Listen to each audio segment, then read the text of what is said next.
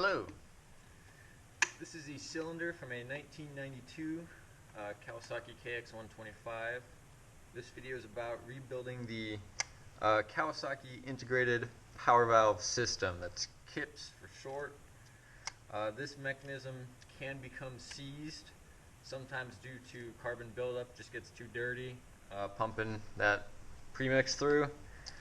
In my case, it was actually a lot worse. The spark plug shattered inside, and there was little bits of ceramic, but I got in there, managed to save it. I made this video yesterday, but I was really fumbling through it. It was the first time I've done this job. It took me about 2 to 3 hours for my first time stumbling through. There's a lot of moving parts in here. It can be a little intimidating, but it's actually pretty nice. You know, parts won't go where they don't fit. So I'm going to show you how we did it. Okay, this rod here is where the whole mechanism gets activated. So we're going to take this off first. There's a little E-clip in there, and pretty easy to pry off with a screwdriver.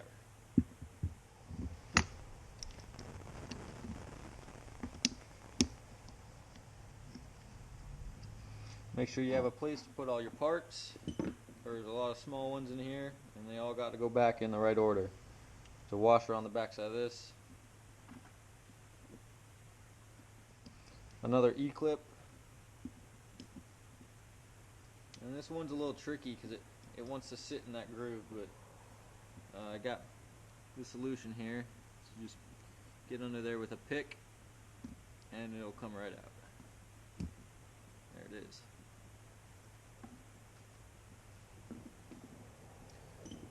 Next is a Phillips screw.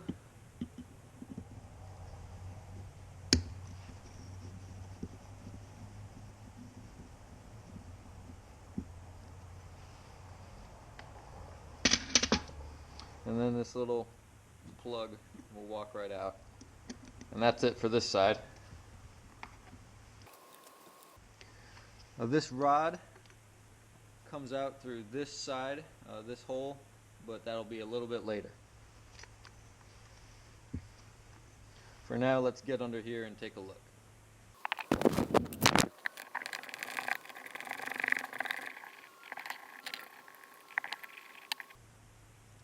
Okay, like I said, I've already done this job, but there's a few things you gotta look out for.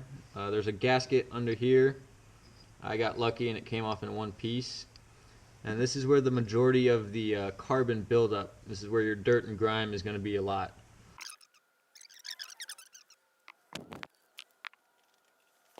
Alright, for the sake of illustration, I'm just going to show you those two drum valves.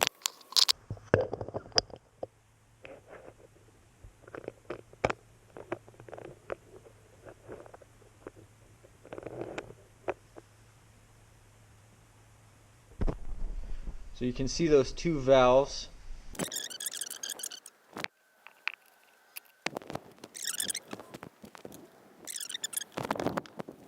Okay, now it's time to take out these drum valves here.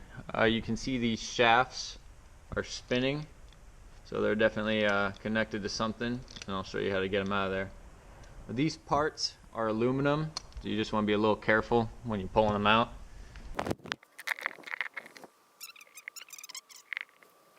Well, what I do to keep from biting these parts with my pliers, just got an old rag. We're going to go ahead and take this one out first, this one out second, and this one comes out last. And that's as simple as that.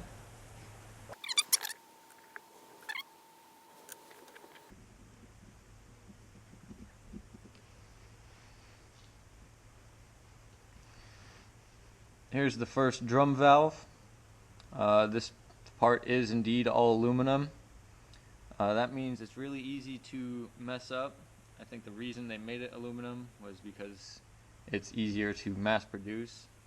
If this part was steel, it would be far more durable, but it would also take a lot longer time to make in the factory. Now, before we can get this last drum valve out, we have to take out this retaining bolt. It's a 6mm. Allen key.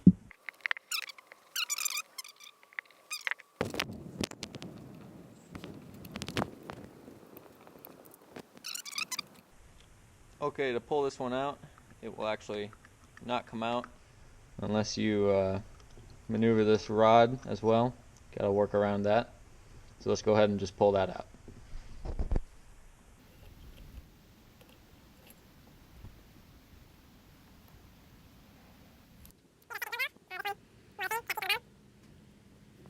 This is our second drum valve.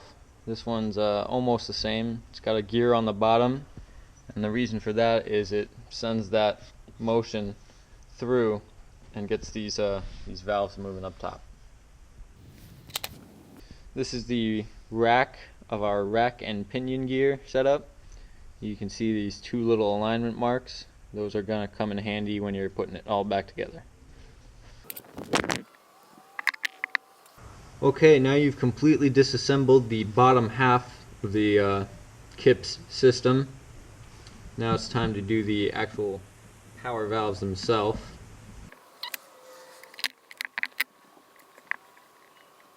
Now to get the power valves out, you're going to have to remove this cover. It's an 8mm. I'll go ahead and show you what's under here.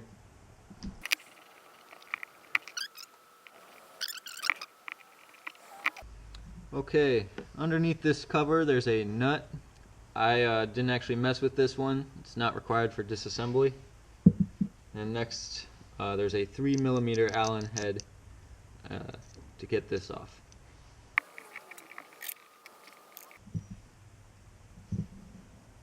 And this shaft will just slide right out. And this piece with it.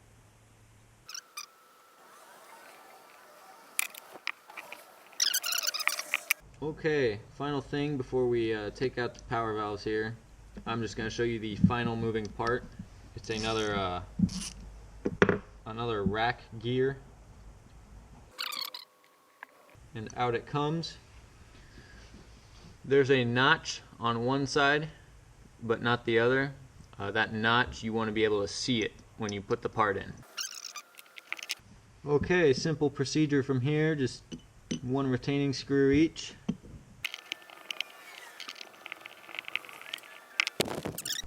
We'll go ahead and get this little rod out, kind of a neat deal. Just slides one way and then the other way. From here, these power valves will slide right out, and I like to call them little U-boats. You can see that there's a U shape and they kind of look like a submarine or something. And there is a left and a right to these. Pretty simple to remember. You can see it makes an arch, goes with the cylinder. Just something to take note of. Now these valves are where most of your crust and grime is going to be. A lot of carbon buildup. I went ahead and cleaned this up. I had some really fine emery cloth, sandpaper, and that really seemed to help clean them up without doing too much damage. If you want to get even deeper than that, this does come apart. Just remove that, nothing holding it. And there's just a pin holding this little pivot.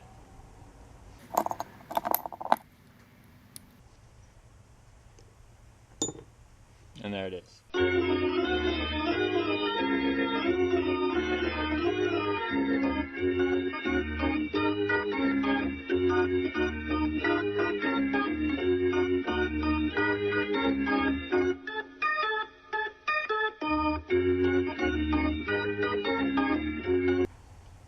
Now, I don't think you have to disassemble this piece unless you're really trying to power clean. But let's go ahead and get it back together now.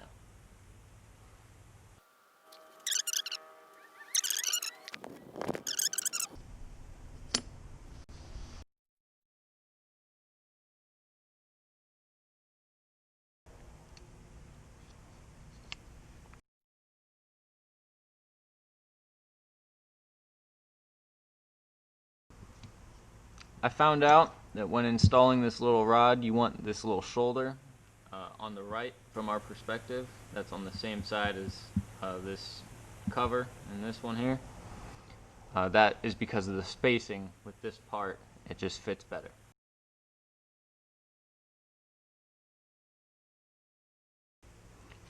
Well, I jumped the gun a little bit. You're going to want to go ahead and install this little rack before this shaft. Remember, we want this slot facing outwards and these teeth towards the front facing downwards. Now we've got this shaft in, this rack gear in, and our hole is lined up with the valves closed, and that's exactly where we want to be.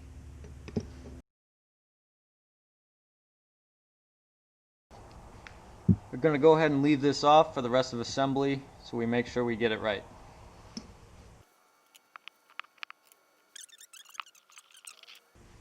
We're going to go ahead and install this rack and pinion gear.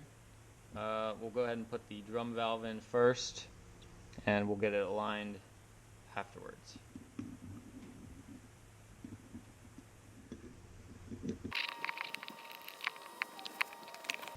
Okay, you can see my alignment mark is visible in both holes, and I've got the alignment gear tooth matched up to that mark there. And I'll show you what that looks like on the other side.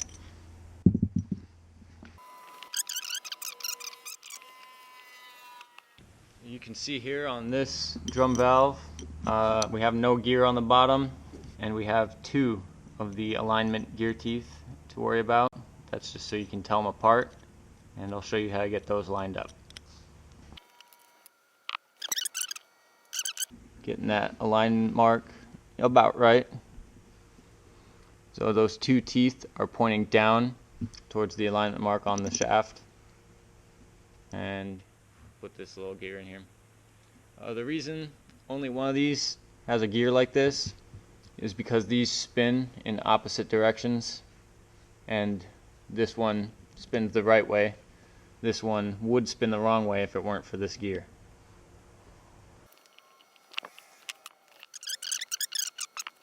So with both those alignments pretty well set, I'll go ahead and peek in, and you want to see that the drum valve is just like that, fully closed and right up to the edge of the port.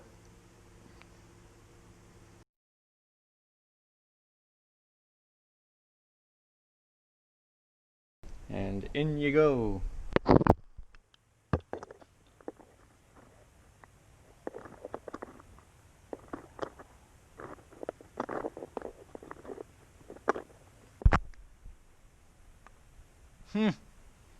I screwed up. So what I did was I had the rack gear partially out when I lined my marks up, and so now those valves are way too closed, and when they open, it's not enough.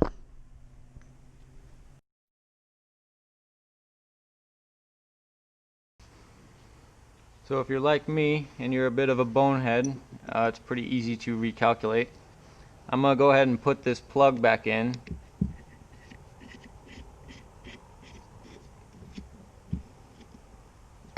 And now, with the valves fully closed, go ahead and lift this up and make sure this shaft is all the way as far as it can go.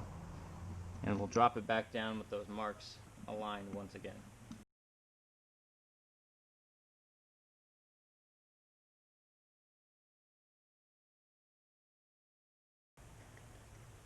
Okay, this is the fully closed position, and you can see that there's a little bit of overhang on this drum valve, and we don't want that. We want them somewhere about here.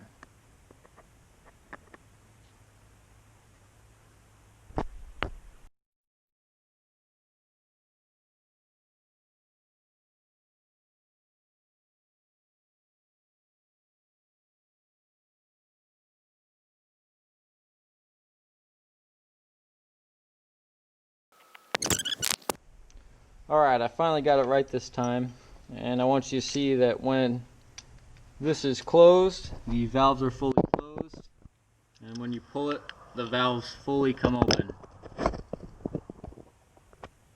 That's as far as it goes, and that's back. that's what you want them to look like. Took me a little trial and error, so don't feel too bad if it takes you a little time too.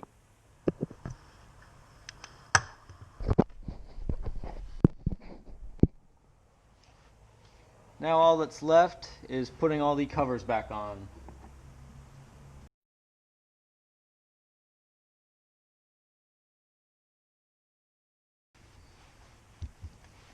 Okay, remember this little shaft we took apart?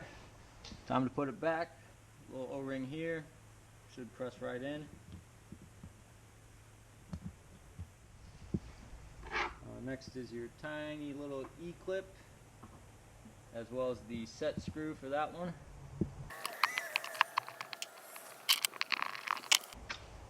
And finally, this funky donut with the washer first.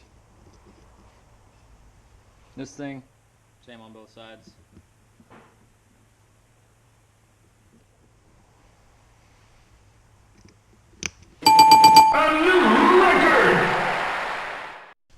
There you have it, the ins and out of the Kawasaki integrated power valve system.